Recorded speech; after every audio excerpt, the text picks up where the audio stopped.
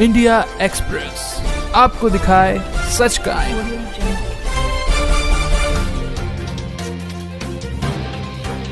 हर दीपावली में लोग घर में दिवाली मनाते हैं, तो हमारे परम पूज्य बापू जी संत श्री आसाराम जी बापू हम सभी भक्तों को आदिवासी क्षेत्र में भेजते हैं, धर्मांतरण जगह पर भेजते हैं कि ताकि तुम धर्म की रक्षा करो और जहाँ हमारे गरीब माँ बहन बच्चे हैं उनको थोड़ा मिठाइयाँ भी दो, वस्त्र भी दो, उनको भोजन दो।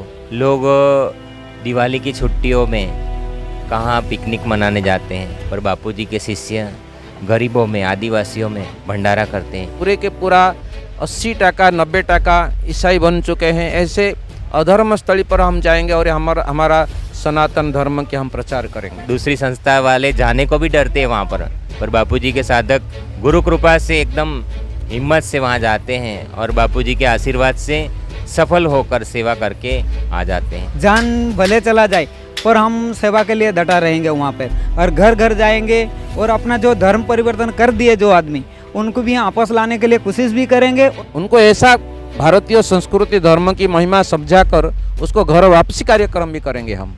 लेकिन वहाँ जंगलों में ना बिजली की व्यवस्था होती है, ना मोबाइल की नेटवर्क होती है। वो तो साधु बात है, वो साधक भाई लोग की जो सुख सुविधा सब छोड़ के इतनी सेवा करने जाते हैं उड़ीसा में। और सबका मंगल सबका भला, ये भावना से गुरुदेव की कृपा से सभी साधक सेवा में लगते हैं। दिवाली जैसे किसी को जुड़ना हो, किसी को इस कार्य के अंदर आना हो, सेवा देनी हो, तो कैसे संपर्क किया जाएगा? अवश्य संपर्क करिए, हमारा जो केसरापल्ली समिति आश्रम है उनसे संपर्क करिए। नंबर है। सूरत से ये लोग निकलेंगे और उड़ीसा जाएंगे, तो अगर भारत भर में किसी को भी सेवा कार्य में जुड़ना है, सेवा देनी है, तो जो डिस्प्ले के ऊपर जो नंबर दिया गया है उस पर आप संपर्क कर सकते हैं। देखिए, आज का प्रोग्राम उस निमित्त है कि हर दीपावली में लोग घर में दिवाली मनाते हैं, तो हमारे परम पूज्य बापू जी संत श्री आसाराम जी बापू हम सभी भक्तों को आदिवासी क्षेत्र में भेजते हैं, धर्मांतरण जगह पर भेजते हैं कि ताकि तुम धर्म की रक्षा करो और जहाँ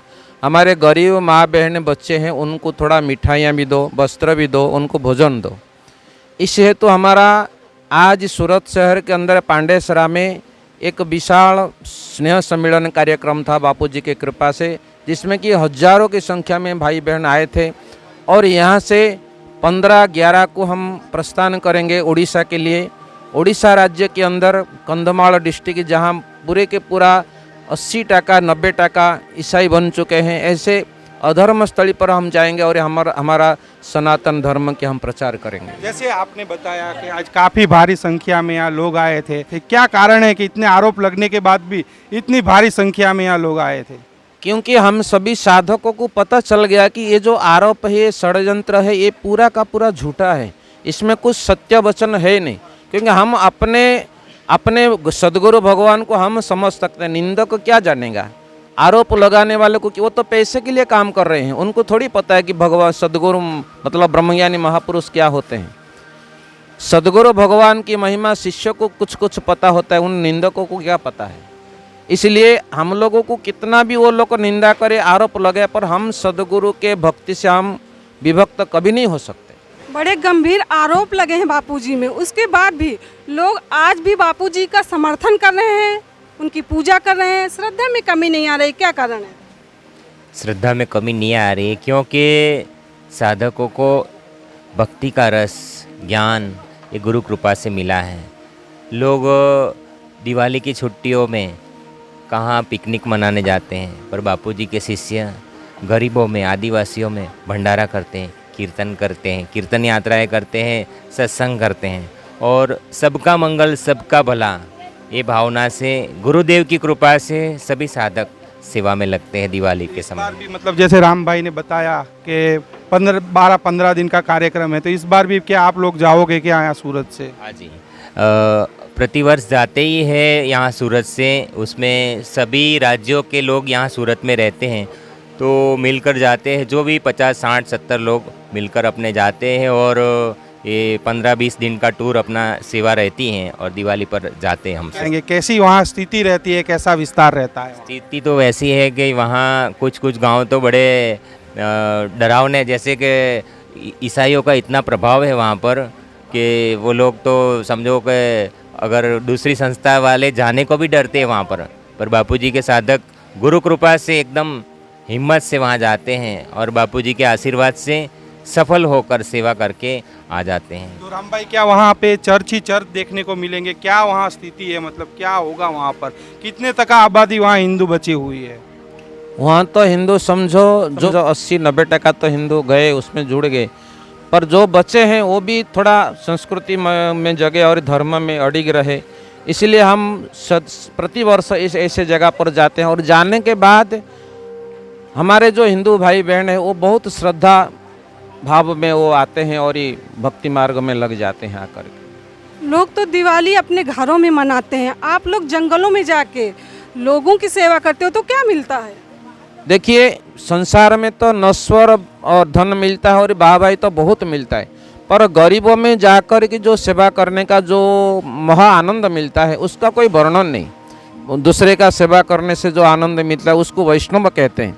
इसलिए हमारे सदगुरु भगवान का यही धारणा है कि सदा परहित की भावना रखते हैं बापूजी। पूरे विश्व मानव को ये धर्म संस्कृति सनातन धर्म की प्रसाद मिले, हमारा गुरुजी का यही मांग है। तो जैसे किसी को जुड़ना हो, किसी को इस कार्य के अंदर आना हो, सेवा देनी हो, तो कैसे संपर्क किया जाएगा? जी अवश्य संपर्क करिए। हमारा जो केसरापल्ली समिति आश्रम है उनसे संपर्क करिए। नंबर है 63703 और 66797। इस नंबर पर आप संपर्क कर सकते हैं, ओडिशा केसरापल्ली समिति। तो जो डिस्प्ले के ऊपर जो नंबर दिए जा रहे हैं उस पर आप संपर्क कर सकते हो अगर आपको इस सेवा कार्य में जुड़ना हो। राम भाई, कितने दिन का टोटल वहाँ प्रोग्राम रहेगा? कब से शुरुआत होगी? हम लोग को यहाँ से 15-11 को प्रस्थान करेंगे अहमदाबाद-पुरी में।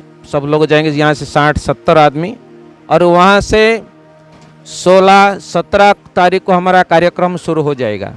तो इस तरह हमारा 12 दिन, कभी कभी 15 दिन में हो जाता है, पर 12 दिन का प्रोग्राम अवश्य रहेगा। पूनम तक, कार्तिक पूनम तक ये प्रोग्राम हमारा गांव-गांव में, शहर में भक्ति जागृति हरिनाम संकीर्तन चलेगा। तो भारत भर से कोई भी आना चाहे, जुड़ना चाहे मतलब तो जुड़ सकता है? जरूर।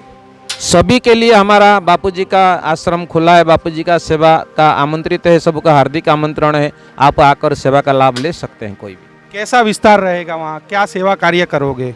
वहाँ पर हम पहले तो यहाँ से हम 15 तारीख को जाएंगे ट्रेन में, अपने यहाँ पे 24 घंटा का बाद हम वहाँ उतरेंगे। फिर वो अपना बिस्तर में जाके सब मिल के, यानी 200-250 भाई हम एक साथ में एकजुट होके एक में हम सेवा करेंगे। गरीबों के लिए हम कपड़ा, चावल, सामग्री, जो जीवन उपयोगी वस्त्र, ये सब हम लेके जाएंगे। और वहाँ पर हम थोड़ा बहुत अपना ऋषि प्रसाद, साहित्य, ये सब भी हम लेके जाएंगे।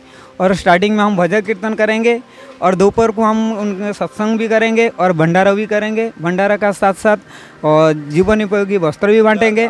डर नहीं लगेगा? राम भाई ने बताया केवल वहाँ 10% हिंदू है, 90% ईसाई बन गए, धर्म परिवर्तन हो गया और बोले चर्च ही चर्च है वहाँ पर।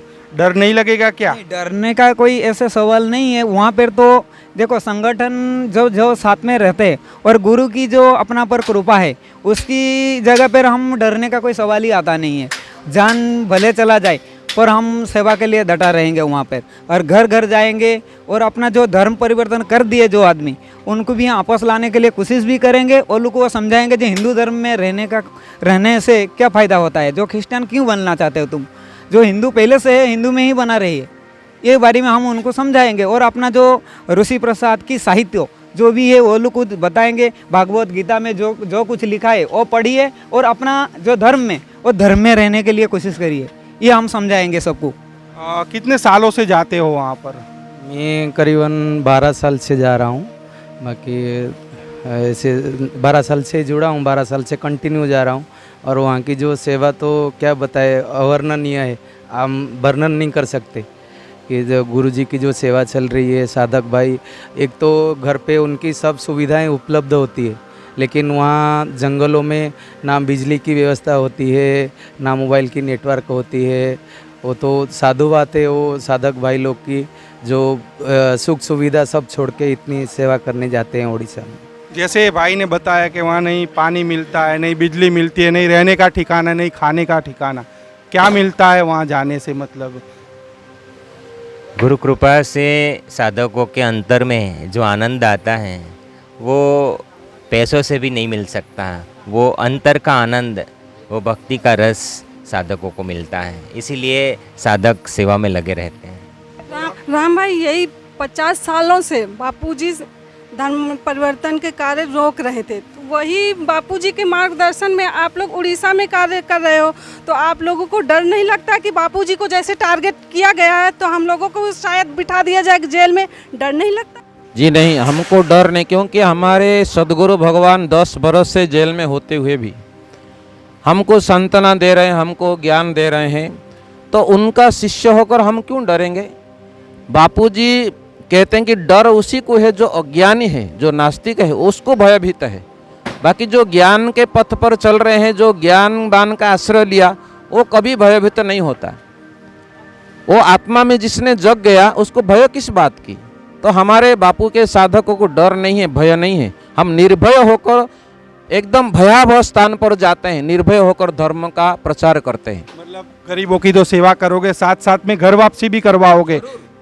उनको ऐसा भारतीय संस्कृति धर्म की महिमा समझाकर उसको घर वापसी कार्यक्रम भी करेंगे हम। तो आपने देखा आज सूरत शहर के पांडेसरा विस्तार के अंदर उड़ीसा समिति का साधक सम्मेलन हुआ, उसमें काफ़ी भारी संख्या में बापू के भक्त आए थे। और ये सम्मेलन का इन्होंने बताया मेन उद्देश्य यही है कि धर्म का प्रचार हो और गरीबों की सेवा हो। तो इन लोगों का 12 दिन का कार्यक्रम है। सूरत से ये लोग निकलेंगे और उड़ीसा जाएंगे। तो अगर भारत भर में किसी को भी सेवा कार्य में जुड़ना है, सेवा देनी है, तो जो डिस्प्ले के ऊपर जो नंबर दिया गया है उस पर आप संपर्क कर सकते हो। इंडिया एक्सप्रेस आपको दिखाए सच का।